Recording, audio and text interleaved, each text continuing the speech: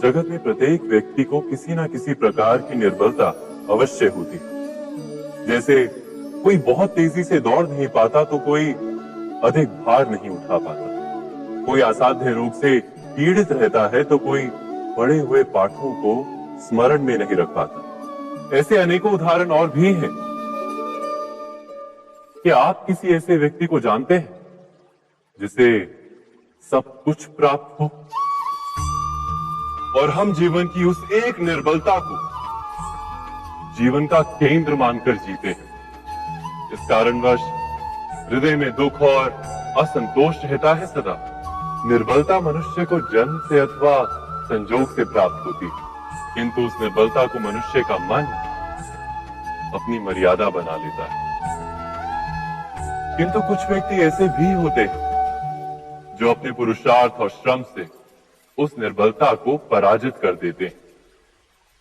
क्या भेद है उनमें और अन्य लोगों में? क्या आपने कभी विचार किया है? सरल सा उत्तर है इसका। जो व्यक्ति निर्बलता से पराजित नहीं होता, जो पुरुषार्थ करने का साहस रखता है हृदय में, वो निर्बलता को पार कर जाता है। अर्थात निर्बलता अवश्य ईश्वर देता है, किंतु मर्यादा मनुष्य का मन ही निर्मित करता है। स्वयं विचार कीजिए।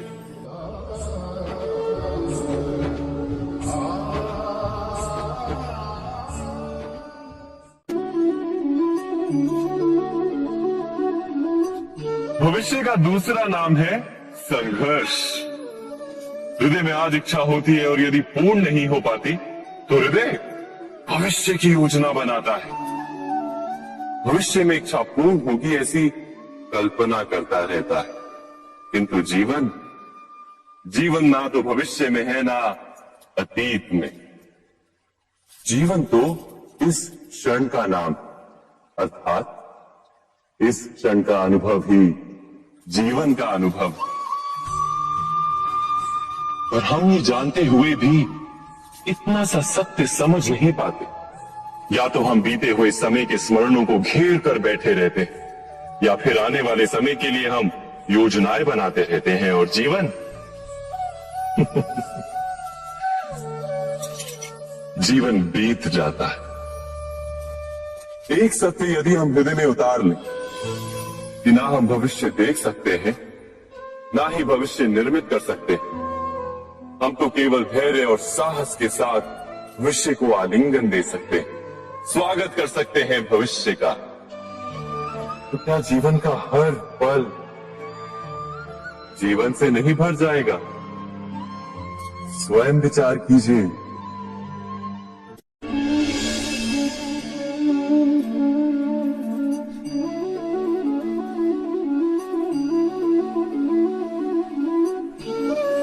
ज्ञान प्राप्ति सदा ही समर्पण से होती है, ये हम सब जानते हैं।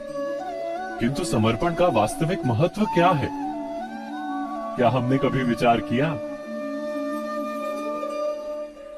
मनुष्य का मन सदा ही ज्ञान प्राप्ति में विभिन्न बाधाओं को उत्पन्न करता है। कभी किसी अन्य विद्यार्थी से ईर्ष्या हो जाती है, कभी पढ़ाए हुए पाठों पर संदेह जन्मता है, और कभी गुरु द्वारा दिया गया दंड मन को अहंकार से भर देता है। नहीं, क्या ऐसा नहीं होता? न जाने कैसे कैसे विचार मन को भटकाते हैं, और मन की इसी अयोग्य स्थिति के कारण हम ज्ञान प्राप्त नहीं कर पाते। मन की योग्य स्थिति केवल समर्पण से निर्मित होती है। समर्पण मनुष्य के अहंकार का नाश करता है, ईर्ष्या, महत्वाकांक्षा आदि भावनाओं को दूर कर हृदय को शांत करता है और मन को एकाग्र करता है। वास्तव में ईश्वर की सृष्टि में ना ज्ञान की मर्यादा है, ना ज्ञानियों की। गुरु दत्तात्रेय ने तो गाय और श्वान से भी ज्ञान प्राप्त कर लिया था। अर्थात विषय ब्रह्म ज्ञान का हो, या जीवन के ज्ञान का, या गुरुकुल में प्राप्त होने वाले ज्ञान का, उसकी प्राप्ति के लिए गुरु से अधिक महत्व है उस गुरु के प्रति हमारा समर्पण। क्या ये सत्य नहीं?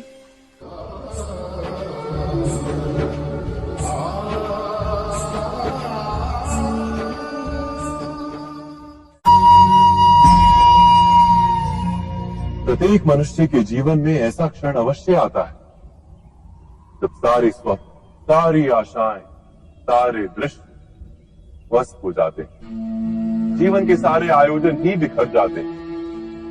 एक और धर्म होता है और दूसरी ओर सुख। इसी को धर्म संकट कहते हैं। जब धर्म का वहन ही संकट हो और धर्म का त्याग ही सुख हो। विचार कीजिए, कभी किसी स्वजन के विरुद्ध सत्य बोलने का अवसर प्राप्त हो जाता है, कभी ठीक दरिद्रता के समय सरलता से चोरी करने का मार्ग प्राप्त हो जाता है, कभी किसी शक्तिशाली राजनेता या राजा के कर्मचारी का अधर्म प्रकट हो जाता है। सबके जीवन में ऐसी घटना बनती ही रहती है। अधिकतर लोग ऐसे किसी क्षण को धर्म संकट के रूप में जान ही नहीं पाते। हमें किसी प्रकार के संघर्ष का अनुभव ही नहीं होता। सहजता से सुख की ओर खींचे चले जाते हैं, जैसे मक्खी गुड़ की ओर खींची चली जाती।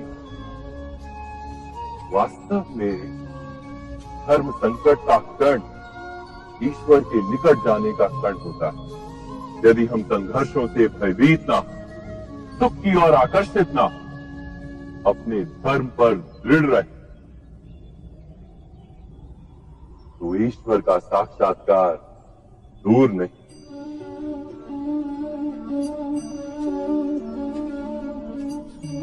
पवन से युद्ध करने वाला पत्ता यदि पेड़ से गिरता है तो भी आकाश की ओर उठता है। पवन से सूखने वाली घास वही भूमि पर रह जाती है।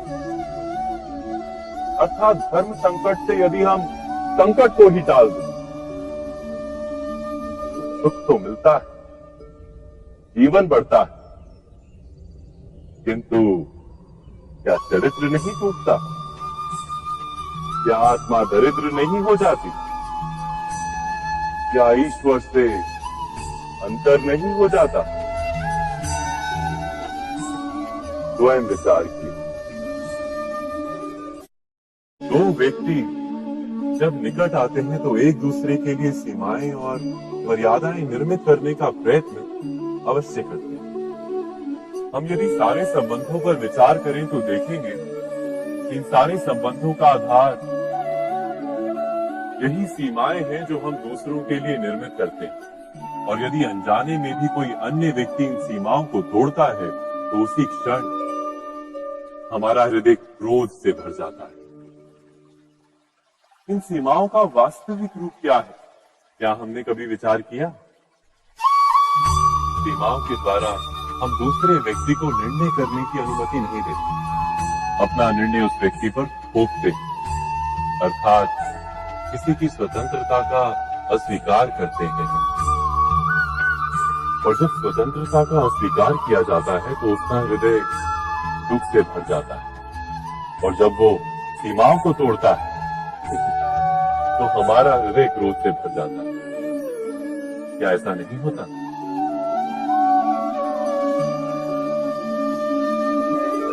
पर यदि एक दूसरे की स्वतंत्रता का सम्मान किया जाए तो किसी मर्यादाओं या सीमाओं की आवश्यकता ही नहीं होती।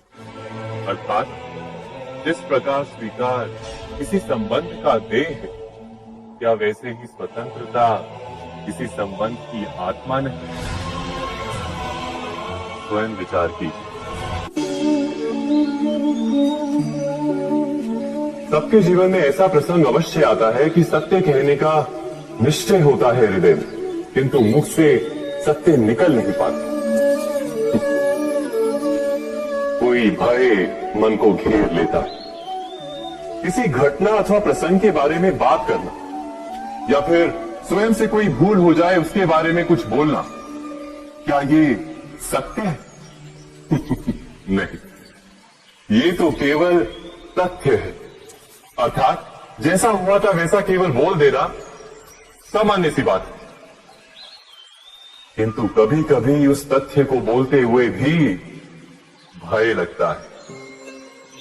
कदाचित किसी दूसरे की भावनाओं का विचार आता है मन।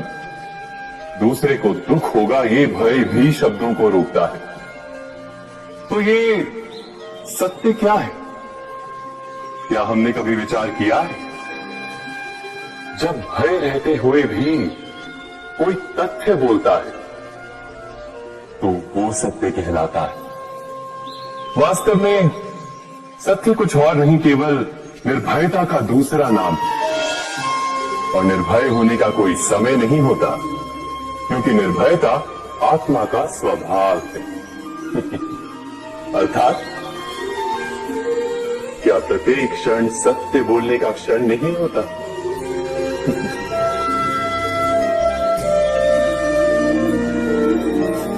स्वयं विचार कीजिए।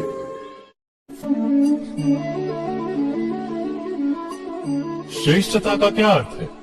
श्रेष्ठता का अर्थ है दूसरों से अधिक ज्ञान प्राप्त करना। अर्थात मूल्य इस बात का नहीं कि स्वयं कितना ज्ञान प्राप्त किया, मूल्य इस बात का है कि प्राप्त किया हुआ ज्ञान अन्य लोगों से कितना अधिक है। अर्थात श्रेष्ठता की इच्छा ज्ञान प्राप्ति को भी एक स्पर्धा बना देती है। और स्पर्धा में विजय अंतिम कब होती है?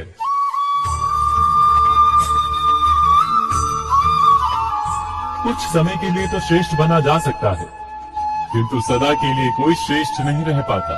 फिर वही असंतोष, पीड़ा और संघर्ष जन्म लेता है। किंतु श्रेष्ठ बनने के बदले यदि उत्तम बनने का प्रयत्न करें तो क्या होगा? उत्तम का अर्थ है कि जितना प्राप्त करने योग्य है वो सब प्राप्त करना, किसी से अधिक पाने की इच्छा से नहीं, मात्र आत्मा की तृप्ति हेतु कुछ प्राप्त करना। उत्तम के मार्ग पर किसी अन्य से स्पर्धा नहीं होती, स्वयं अपने आप से स्पर्धा होती है। अर्थात उत्तम बनने का प्रयत्न करने वाले को देर अबेर सारा ज्ञान प्राप्त हो जाता है, बिना प्रयत्न के ही वो श्रेष्ठ बन जाता है।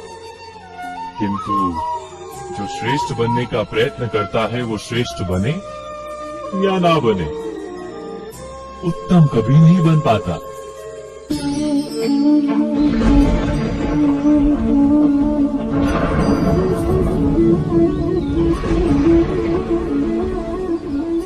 सपनों और पूर्वाभासों के आधार पर हम भविष्य के सुख दुख की कल्पना करते हैं। भविष्य के दुख का कारण दूर करने के लिए हम आज योजना बनाते हैं। किंतु कल के संकट को आज निर्मूल करने से हमें लाभ मिलता है या हानि पहुंचती है? ये प्रश्न हम कभी नहीं करते। सत्य तो ये है कि संकट और उसका निवारण सात जन से, व्यक्ति के लिए भी और सृष्टि के लिए भी। नहीं, आप अपने भूतकाल का स्मरण कीजिए, इतिहास को देखिए, आप तुरंत ही ये जान पाएंगे कि जब जब संकट आता है तब तब उसका निवारण करने वाली शक्ति भी जन्म लेती है। यही तो जगत का चलन है। वस्तुतः संकट ही शक्ति के जन्म का कारण है। प्रत्येक व्यक्ति जब संकट से निकलता है तो एक पद आगे बढ़ा होता है, अधिक चमकता है, आत्मविश्वास से अधिक भरा होता है, न केवल अपने लिए अपितु विश्व के लिए भी। क्या ये सत्य नहीं? वास्तव में संकट का जन्म है एक अवसर का जन्म, अपने आप को बदलने का, अपने विचारों को ऊंचाई पर करने का अवसर, अपनी आत्मा को बलवान और ज्ञान मंडित बनाने का अवसर। जो ये कर पाता है उसे कोई संकट नहीं होता, किंतु जो ये नहीं कर पाता वो तो स्वयं एक संकट है विश्व के लिए। विचार कीजिए।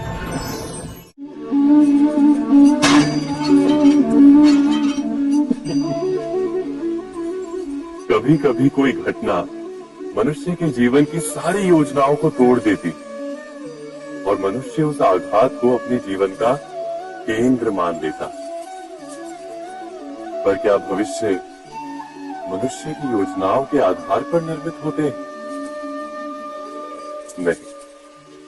जिस प्रकार किसी ऊंचे पर्वत पर सर्वप्रथम चढ़ने वाला उस पर्वत की तलाई में बैठकर जो योजना बनाता है, क्या वही योजना उसे उस पर्वत की चोटी तक पहुंचाती है? नहीं। वास्तव में वो जैसे जैसे ऊपर चढ़ता है वैसे वैसे उसे नई नई चुनौतियां, नई नई विडंबनाएं, नए नए अवरोध मिलते हैं। प्रत्येक पद पर वो अपने अगले पद का निर्णय करता है। प्रत्येक पद पर उसे अपनी योजनाओं को बदलना पड़ता है। कहीं पुरानी योजना उसे खाई में ना ढकेल दे। वो पर्वत को अपने योग्य नहीं बना पाता, केवल स्वयं को पर्वत के योग्य बना सकता है। क्या जीवन के साथ भी ऐसा ही नहीं? जब मनुष्य जीवन में किसी एक चुनौती को, एक अवरोध को अपने जीवन का केंद्र मान लेता है, अपने जीवन की गति को ही रोक देता है, तो वो अपने जीवन में सफल नहीं बन पाता और ना ही सुख और शांति प्राप्त कर पाता।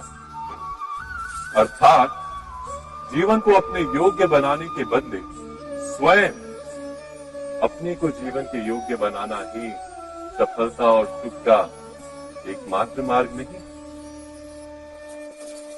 स्वयं विचार कीजिए।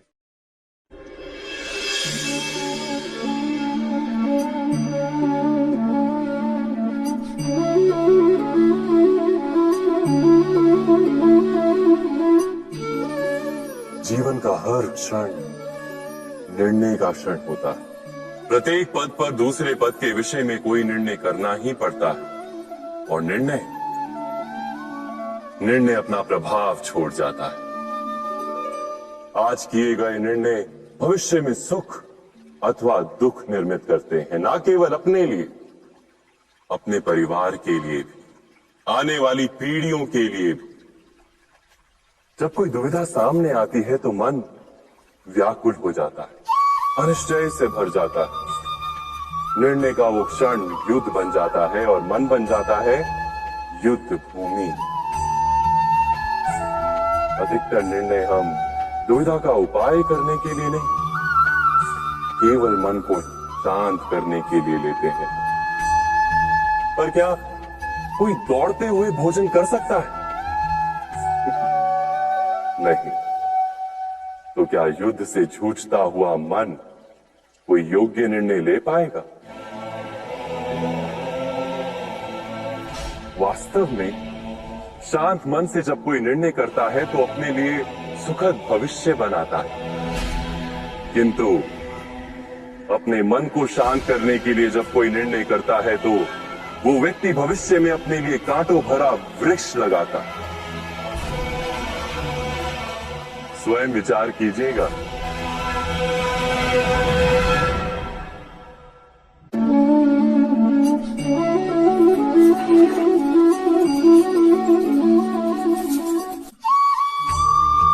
जीवन में आने वाले संघर्षों के लिए जब मनुष्य स्वयं को योग्य नहीं मानता, जब उसे अपने ही बल पर विश्वास नहीं रहता, तब वो सद्गुणों को त्याग कर दुर्गुणों को अपनाता है।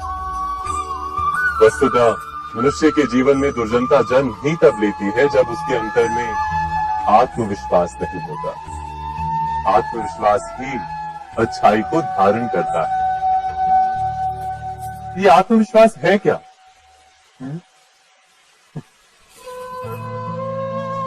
जब मनुष्य ये मानता है कि जीवन का संघर्ष उसे दुर्बल बनाता है, तो उसे अपने ऊपर विश्वास नहीं रहता। वो संघर्ष के पार जाने के बदले संघर्ष से छूटने के उपाय ढूंढने लगता है। किंतु जब वो ये समझता है कि ये संघर्ष उसे अधिक शक्तिशाली बनाते, ठीक जैसे व्यायाम करने से देह की शक्ति बढ़ती, तो प्रत्येक संघर्ष के साथ उसका उत्साह बढ़ता है। अर्थात आत्मविश्वास और कुछ भी नहीं, मन की स्थिति, जीवन को देखने का दृष्टिकोण मात्र है। और जीवन का दृष्टिकोण तो मनुष्य के अपने वश में होता है। स्वयं विचार कीजिए।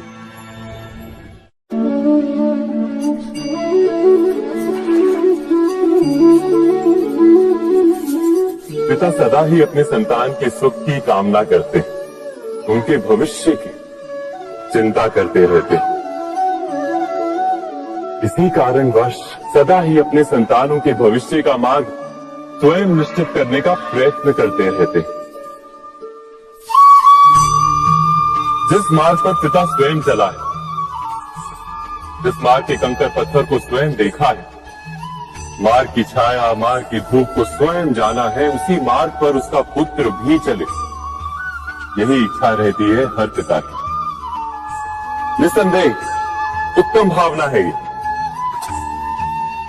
किंतु 3 प्रश्नों के ऊपर विचार करना हम भूल ही जाते हैं। कौन से प्रश्न? प्रथम प्रश्न, क्या समय के साथ प्रत्येक मार्ग बदल नहीं जाते? क्या समय सदा ही नई चुनौतियों को लेकर नहीं आता? तो फिर बीते हुए समय के अनुभव नई पीढ़ी को किस प्रकार लाभ दे सकते हैं? दूसरा प्रश्न, क्या प्रत्येक संतान अपने माता पिता की छवि होता है? हाँ, संतानों को संस्कार तो अवश्य माता पिता देते हैं, किंतु भीतर की क्षमता तो ईश्वर देते हैं। तो जिस मार्ग पर पिता को सफलता मिली है, विश्वास है कि उसी मार्ग पर उसकी संतानों को भी सफलता और सुख प्राप्त होगा। तीसरा प्रश्न, क्या जीवन के संघर्ष और चुनौतियां लाभकारी नहीं होती? क्या प्रत्येक नया प्रश्न एक नए उत्तर का द्वार नहीं खोलता? तो फिर संतानों को नए नए प्रश्नों, संघर्षों और चुनौतियों से दूर रखना, ये उनके लिए लाभ करना कहलाएगा या हानि पहुंचाना? अर्थात जिस प्रकार संतान के भविष्य का निर्माण करने के बदले उसके चरित्र का निर्माण करना श्रेष्ठ है, वैसे ही संतानों के जीवन का मार्ग निश्चित करने के बदले उन्हें नए संघर्षों के साथ जूझने के लिए मनोबल व ज्ञान देना अधिक लाभदायक नहीं होगा? स्वयं विचार कीजिए। मनुष्य की सबसे बड़ी दुर्बलता क्या होती है? सोचिए। धन, प्रेम, अहंकार। मनुष्य की सबसे बड़ी दुर्बलता होती है उसके रहस्य। चाहे आप कितने भी शक्तिशाली क्यों ना हो, कितने भी प्रबल क्यों ना हो, परंतु उसके रहस्य उसके नाश की चाबी होती है। इसलिए यदि प्रबल रहना है, शक्तिशाली रहना है, समर्थ रहना है, तो अपने रहस्य को किसी को भी ना बताएं, ना मित्र को और ना ही शत्रु को, क्योंकि समय पड़ने पर कब कौन शत्रु हो जाए ऐसा कहना संभव नहीं। विभीषण को रावण के अमृत कुंड का ज्ञात था, इसीलिए प्रभु श्री राम रावण का वध करने में सफल हो सके। इसलिए उचित यही है कि आप अपने रहस्य को स्वयं तक ही सीमित रखें। मनुष्य जीवन की परीक्षा में सफल होने के लिए क्या नहीं करता? वो परिश्रम करता है, दौड़ भाग करता है, और ये सब करने के पश्चात भी जब उसका काम नहीं बनता तो वो नकल करता है ना? तनिक लौटिए अपने बचपन में, स्मरण कीजिए अपने बचपन की स्मृतियों का। क्या स्मरण हुआ? विद्यालय में जब आप परीक्षा देने जाते थे तो क्या होता था? आप ना सही, परंतु कोई ना कोई सफलता पाने के लिए नकल करता ही था और उत्तीर्ण भी हो जाता था, है ना? परंतु जीवन की परीक्षा ऐसी नहीं होती। नकल करने वाला सफल नहीं होता। कारण, विद्यालय में सबके प्रश्न पत्र एक होते थे, परंतु जीवन के प्रश्न पत्र और उनकी कठिनाई सबके लिए भिन्न होती, तो निश्चित रूप से उनके उत्तर भी भिन्न होंगे ना। इसलिए यदि आपको जीवन में सफलता पानी है तो नकल ना कीजिए, स्वयं के प्रश्नों का उत्तर स्वयं ढूंढिए और सफलता आपकी ही होगी। मनुष्य का जीवन हार और जीत विजय और पराजय, सफलता और असफलता के मध्य झूलता रहता है। आपके साथ भी ऐसा होता होगा, है ना? जब आप सफल होते हैं, किसी चुनौती पर विजय पाते हैं, तो मन प्रसन्नता से आनंद के उपवन में झूमने लगता है। और जब आप असफल होते हैं, तब मन दुख और पीड़ा के सागर में डूबने लगता है। परंतु वास्तव में सफलता और असफलता है क्या? तनिक ध्यान से सोचिए। ये केवल हमारी मनोस्थिति मात्र है। हमारी पराजय तब नहीं होती जब हमारा शत्रु विजय प्राप्त कर ले। हमारी पराजय तब होती है जब हम पराजय स्वीकार कर लें। हम असफल तब नहीं होते जब हम लक्ष्य न पा सके। हम असफल तब होते हैं जब हम प्रयास करना बंद कर दें। इसलिए प्रयास करते रहें और हार ना माने, क्योंकि जिस दिन आप हार स्वीकारना बंद कर देंगे, जीत आपके चरणों में होगी।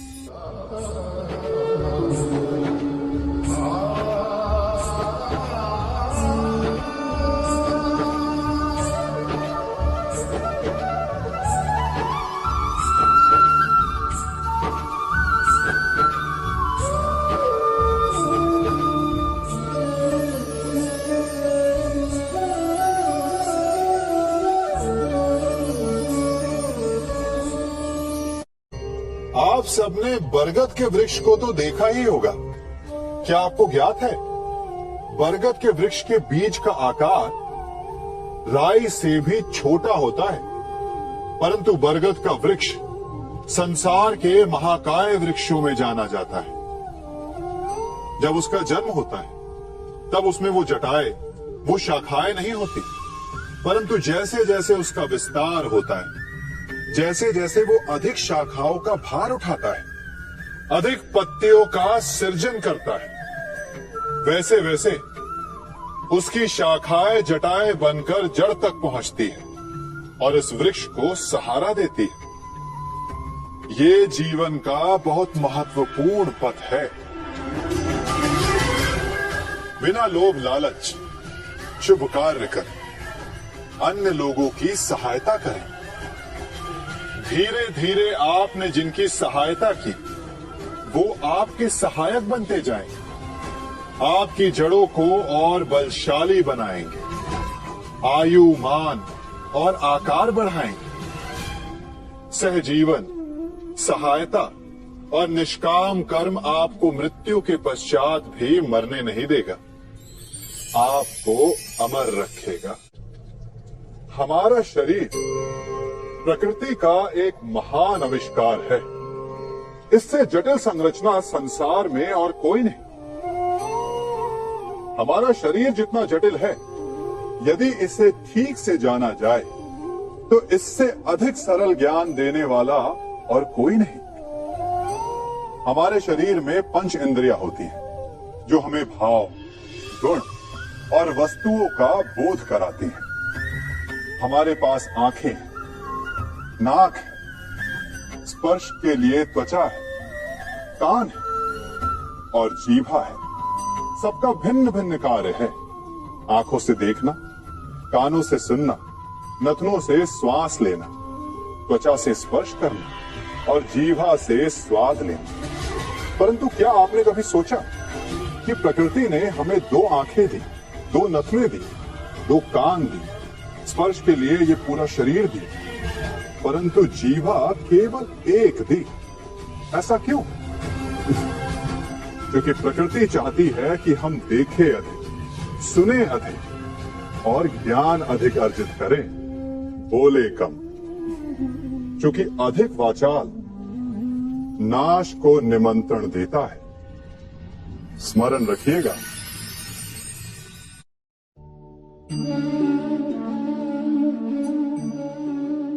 ये सदा यही कहते आए कि यदि आगे बढ़ना है तो अपनों का साथ दो। सत्य कहते हैं, अपनों का साथ देना ही चाहिए। परंतु साथ देने से पूर्व ये अवश्य पहचान लेना चाहिए कि अपने हैं कौन। क्या अपने वही होते हैं जिनके साथ हमारा रक्त संबंध होता है, या अपने मित्र? अपने वो होते हैं जो हमें सद्कार्य के लिए प्रेरित करें, हमें आगे बढ़ाएं, हमारा साथ दें। और वो जिनका साथ देने से समाज का नाश, धर्म की हानि हो, वो सगे हो करके भी सगे नहीं होते। इसलिए जब अपनों की परिभाषा का चुनाव करें तो उन्हें अपना माने जो आपका साथ दे, उन्हें नहीं जो हमें अज्ञान के मार्ग पर ले जाए।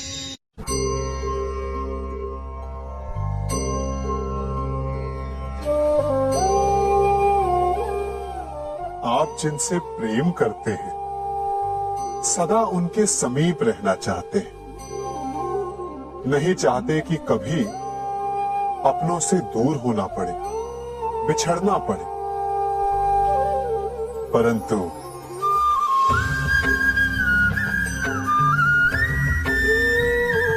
एक समय के पश्चात अपनों से दूर हो जाना उन्नति के लिए आवश्यक है।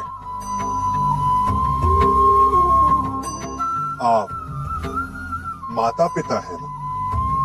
यदि आप अपनी संतान के जीवन के हर पग पर उनका मार्गदर्शन करते रहेंगे तो आपकी संतान स्वयं मार्ग चुनना कैसे सीखेगी?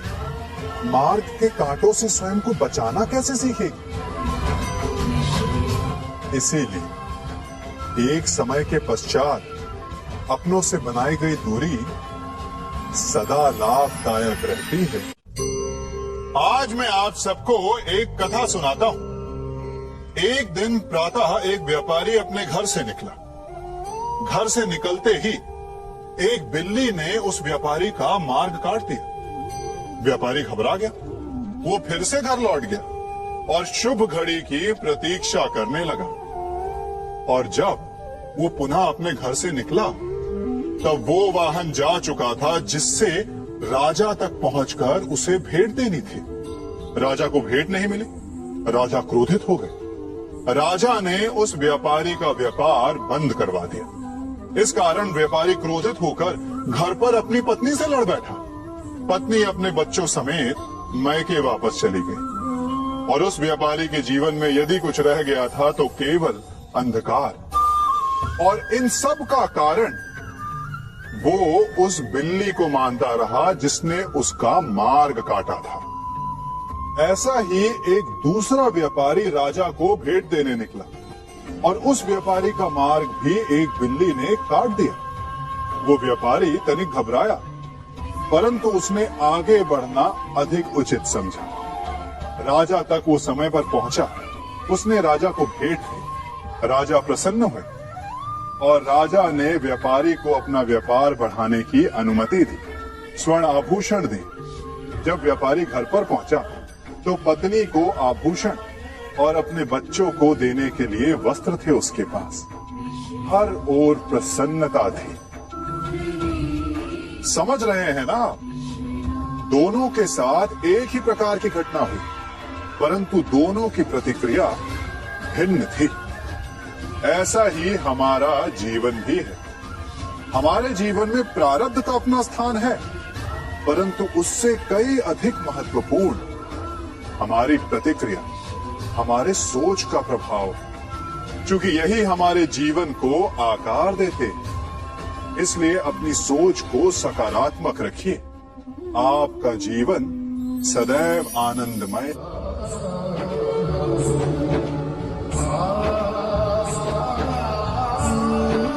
हम सभी अपने जीवन में कोई ना कोई कार्य करते हैं। कार्य करते हैं तो थकान की अनुभूति होती है और यदि थकान ना उतरे तो कार्य करने का मन नहीं करता। हम आशा करते हैं कि कदाचित एक दिन में 24 के स्थान पर 26 घंटे होते तो आराम करने के लिए हमें और अधिक समय मिल जाता। हमें ऐसा अनुभव होता है कि हम बहुत अधिक कार्य कर रहे हैं, है ना? परंतु क्या आपने कभी सोचा है कि जो लोग संसार में सफल हैं, उनके पास भी सफल होने के लिए दिन में केवल 24 घंटे थे। तो फिर वो सफल क्यों है? इसका एक छोटा सा रहस्य है। वो कार्य चुनते हैं जो उन्हें प्रिय है, जिसे करने में उन्हें आनंद आता है। उन्हें लगता ही नहीं कि वो कार्य कर रहे हैं, उन्हें लगता है कि वो प्रतिपल आनंद मना रहे हैं। और जब आप आनंद मनाते हैं तो थकान कैसी? इसलिए यदि आप जीवन में कोई भी कार्य करें तो वो आपके मन को भाना चाहिए, या जो कार्य आप कर रहे हैं उसे अपने मन को भा देने दो। सफलता आपको मिलेगी। कभी सोचा है हमारा जीवन भी उस रेत की घड़ी की भांति है? जो रेत नीचे गिर चुकी है वो हमारा अतीत है। जो अब भी ऊपर है वो हमारा आने वाला भविष्य है। और वर्तमान ये संकुचित स्थल है जहां से धीरे धीरे करके रेत गिर रही है। अर्थात हमारे पास जीने के लिए यही एक क्षण है। उसका उपयोग कैसे करना है ये हम पर निर्भर करता है। जो बीत गया उसका दुख मनाना है, या जो भविष्य में होने वाला है उसकी प्रतीक्षा में क्रोध करना है। सब कुछ करने के लिए यही एक क्षण है। प्रसन्न रहना है तो उसके लिए भी यही एक पल है। प्रतीक्षा करते रहोगे तो ये पल भी भूतकाल में बदल जाएगा। इसलिए आनंद के लिए, परोपकार के लिए प्रतीक्षा ना कीजिए। आपके पास जो पल है उनका भरपूर सदुपयोग कीजिए, क्योंकि इस घड़ी को पलटकर आप फिर से समय अवश्य गिन सकते हैं, परंतु अपना बीता हुआ समय आप वापस नहीं लौटा पाएंगे।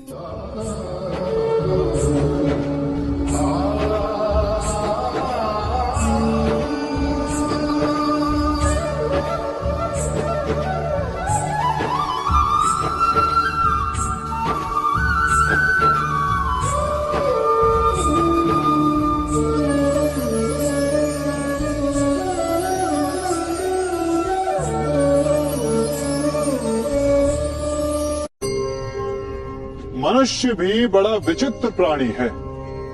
अपनों से नीचे के स्तर के लोगों को वो हे दृष्टि से देखता है, उनका उपहास उड़ाता है, उनसे बार बार कहता है कि तुम्हारा कुछ नहीं हो सकता, तुम भविष्य में कुछ नहीं कर पाओगे।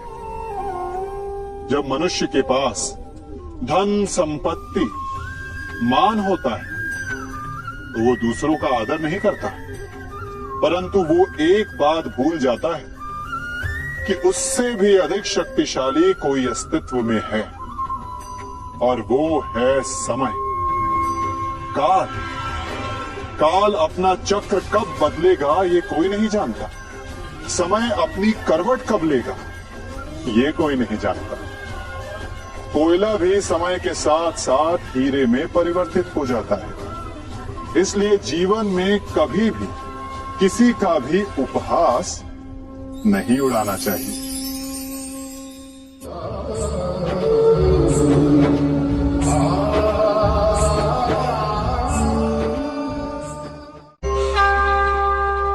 गर्व, अभिमान और अहंकार, ये तीनों सुनने में एक जैसे लगते हैं, परंतु तीनों का अर्थ भिन्न होता है और परिणाम भी। तीनों का आरंभ प्रेम से होता है। स्वयं से प्रेम, परिश्रम हमारे मन में गर्व को जन्म देता है और सफलता अभिमान जगाती है। यहां तक ठीक है, परंतु जब ये भावना अहंकार बन जाती है तब वो समस्या बन जाती है, क्योंकि सबसे बुरा अंत अहंकारी का ही होता है। परंतु मनुष्य के लिए पहेली यही है कि पहचाना कैसे जाए कि अहंकार जग गया और उसका दमन आवश्यक है। इसका उत्तर मैं नहीं, आपका मन देगा। जब तक आप स्वयं से प्रसन्न हैं, जब तक आप सबसे ऊंचा उठने का प्रयास कर रहे हैं, तब तक ठीक। परंतु जब आपके मन में दूसरों को नीचा समझने का भाव आ जाए तो सावधान हो जाइए, क्योंकि यही अहंकार है जो वास्तव में आपको हीन कर रहा है।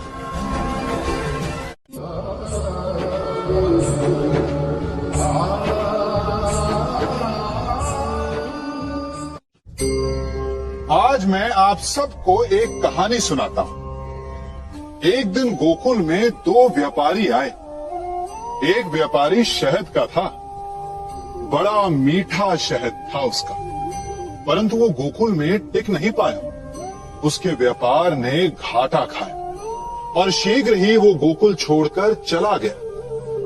और दूसरा व्यापारी मिर्च का था। पहले दिन वो एक पोटली लाया और दूसरे ही दिन वो पूरी बैलगाड़ी भर कर लाया और धीरे धीरे पूरी मथुरा में उसकी धाक जम गई। मुझे बड़ा आश्चर्य हुआ, तो मैंने बाबा से पूछा कि ऐसा क्यों कि एक मीठे शहद का व्यापारी कंगाल हो गया और एक मिर्च का व्यापारी धीरे धीरे नगर सेठ बन गया। बाबा मुस्कुराए और उन्होंने कहा कि मीठी बोली बोलने वाले की तीखी मिर्च भी बिक जाती है और जो कड़वी बोली बोलता है उसका मीठा शहद भी नहीं बिकता। वाह, कितने उत्तम विचार हैं उनके, और उचित ही है। मनुष्य अपने जीवन में सदैव अपने वचनों से उठता है और अपने वचनों से ही गिरता है। इसलिए अपने जीवन में सदैव मीठी बोली बोलने का प्रयास कीजिए, आपका जीवन सरल हो जाएगा। मनुष्य की सबसे बड़ी दुर्बलता क्या होती है? सोचिए। धन, प्रेम, अहंकार। मनुष्य की सबसे बड़ी दुर्बलता होती है उसके रहस्य। चाहे आप कितने भी शक्तिशाली क्यों ना हो, कितने भी प्रबल क्यों ना हो, परंतु उसके रहस्य उसके नाश की चाबी होती है। इसलिए यदि प्रबल रहना है, शक्तिशाली रहना है, समर्थ रहना है, तो अपने रहस्य को किसी को भी ना बताएं, ना मित्र को और ना ही शत्रु को, क्योंकि समय पड़ने पर कब कौन शत्रु हो जाए ऐसा कहना संभव नहीं। विभीषण को रावण के अमृत कुंड का ज्ञात था, इसीलिए प्रभु श्री राम रावण का वध करने में सफल हो सके। इसलिए उचित यही है कि आप अपने रहस्य को स्वयं तक ही सीमित रखें।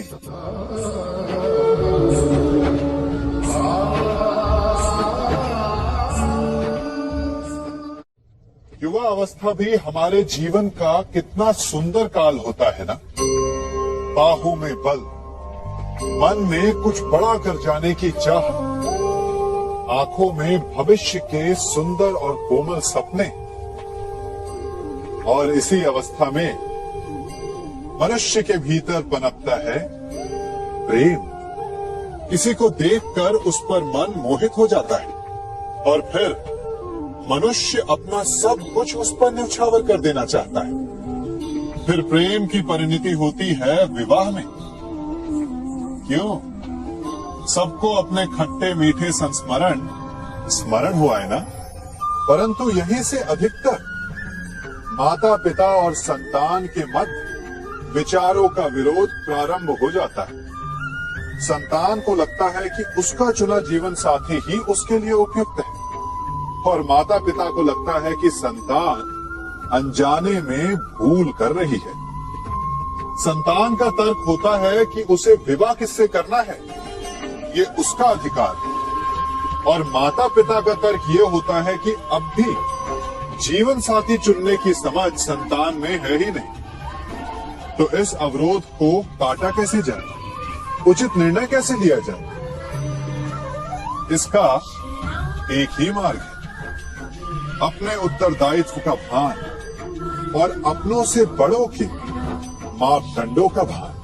विवाह करने से पूर्व ये जान लेना आवश्यक है कि विवाह केवल अपने प्रेम को पाने का मार्ग नहीं है, अपितु विवाह से जीवन का एक नया द्वार भी खुलता है, और हर नए जीवन के साथ नए उत्तरदायित्व भी होते हैं। और यदि इन उत्तरदायित्वों को समझकर निर्णय लिया जाए तो विश्वास कीजिए, आपका दाम्पत्य जीवन आनंद से भरा रहेगा, और आपको कभी ये पछतावा नहीं होगा कि आपने कोई अनुचित निर्णय लिया।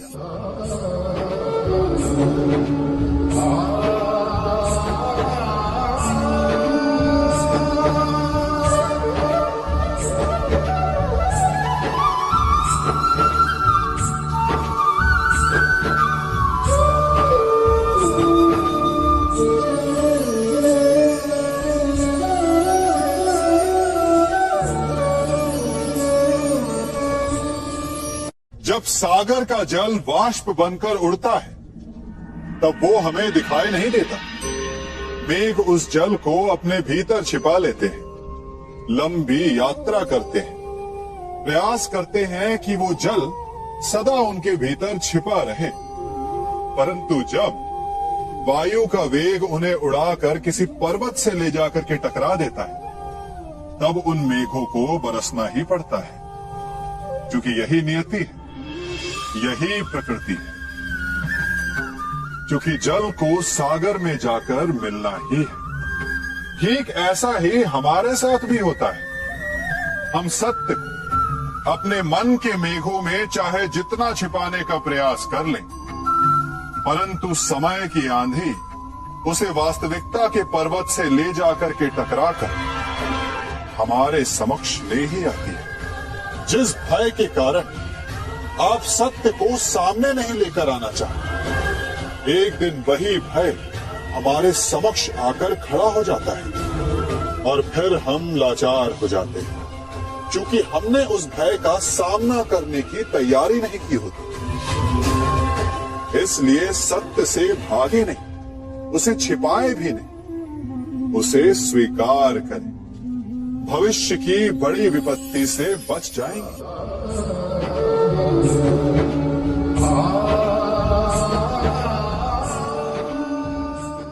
कभी कभी आप सबके जीवन में एक ऐसी विचित्र समस्या अवश्य आती है कि शक्तिशाली के समक्ष मौन हो जाते। उस शक्तिशाली से विवाद करने से बचने के लिए आप मौन रह जाते। मानता हूं, ऐसा करने से आप एक विवाद से बच जाते, एक संघर्ष से बच जाते, परंतु ऐसा बचाव एक बड़े संघर्ष को जन्म दे देता है। कैसे?